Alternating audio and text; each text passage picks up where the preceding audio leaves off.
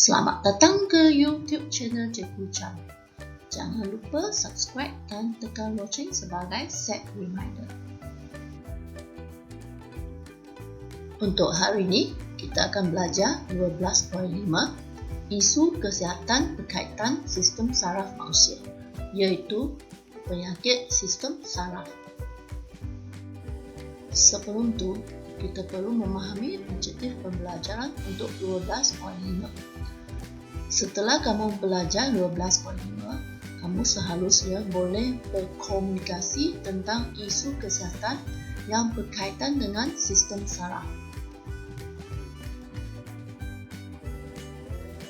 Terdapat beberapa contoh isu kesihatan yang berkaitan dengan sistem saraf.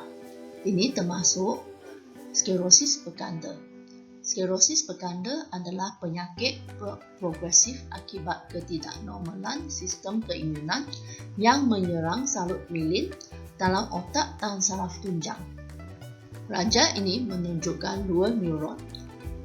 Neuron ini adalah neuron yang normal, manakala neuron ini adalah terjejas disebabkan sklerosis berganda, di mana sel limfosit T menyerang salut mielin neuron.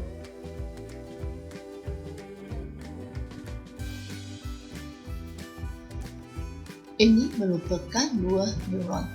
Neuron atas adalah neuron yang normal, di mana akson diseliputi oleh salut mielin. Manakala neuron bawah adalah neuron yang terjejas disebabkan sklerosis berganda. Akson terdedah akibat kerosakan salut mielin. Kerosakan salut mielin akan menghalang penghantaran impuls dari dan ke otak. Jika saraf tunjang dengan neuron yang kerosakan salut mielin, akan mengakibatkan bahagian bawah badan rasa kebas, kesemutan dan sakit. Penyakit Alzheimer juga merupakan penyakit sistem saraf. Raja sebelah kiri merupakan otak normal, manakala raja sebelah kanan pula merupakan otak orang yang menghidap penyakit Alzheimer.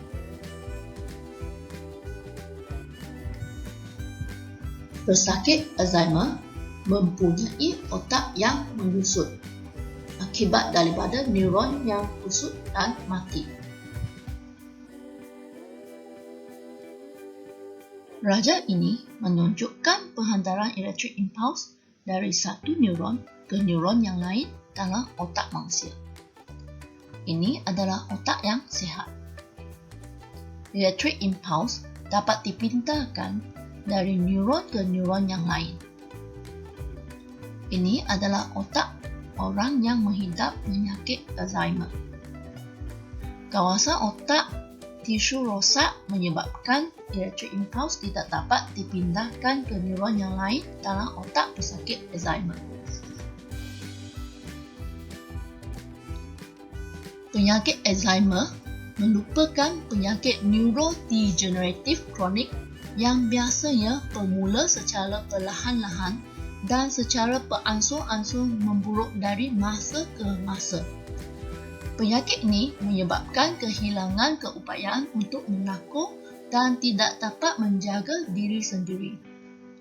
Gejala awal untuk penyakit Alzheimer, pesakit biasanya berceraru, mudah lupa dan hilang arah walaupun berada di tempat yang lazim. Sekiranya kemerosotan otak berterusan, pesakit Alzheimer akan kehilangan keupayaan untuk membaca, menulis, makan, berjalan dan bertutur. Punca penyakit Alzheimer adalah kurang difahami. Kira-kira 70% adalah dipercayai diwarisi dari ibu bapa. Faktor lain termasuk sejarah kecederaan kepala, kemurungan dan hipertensi. Diagnosis untuk penyakit Alzheimer boleh dilakukan berdasarkan sejarah penyakit, ujian kognitif dan ujian darah.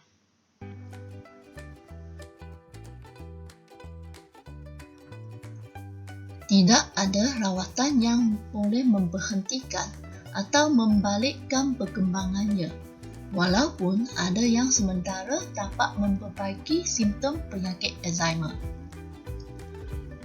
Tidak ada bukti pasti untuk menyokong bahawa tindakan tertentu berkesan dalam mencegah penyakit Alzheimer. Penyakit Parkinson adalah disebabkan oleh penyusutan sistem saraf.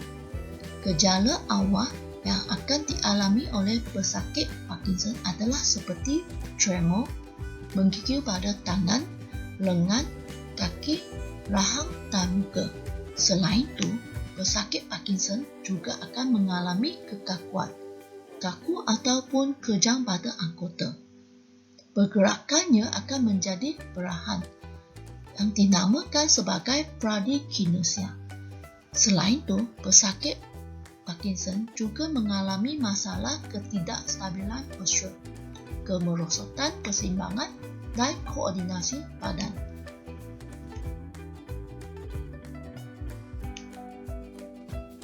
Kerosakan sel-sel otak yang menyebabkan pengurangan dopamin merupakan penyebab utama penyakit ini.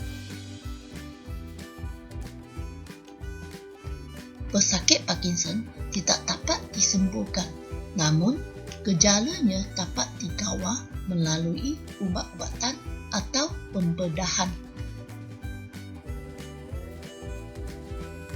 Lou Gehrig atau penyakit sklerosis lateral amyotrophic (ALS) juga dinamakan sebagai penyakit motor neuron (MND). Penyakit ALS disebabkan oleh kemerosotan motor neuron. Ketiadaan impuls dari motor neuron akan menyebabkan otot mengalami kemerosotan. Manusia yang normal mempunyai neuron motor dan otot yang normal, manakala untuk manusia yang menghadapi penyakit ALS akan mengalami kemerosotan neuron motor dan otot yang berkurangan. Pesakit ALS mengalami masalah menggerakkan anggota badan, mengekalkan postur, menelan dan bernafasan.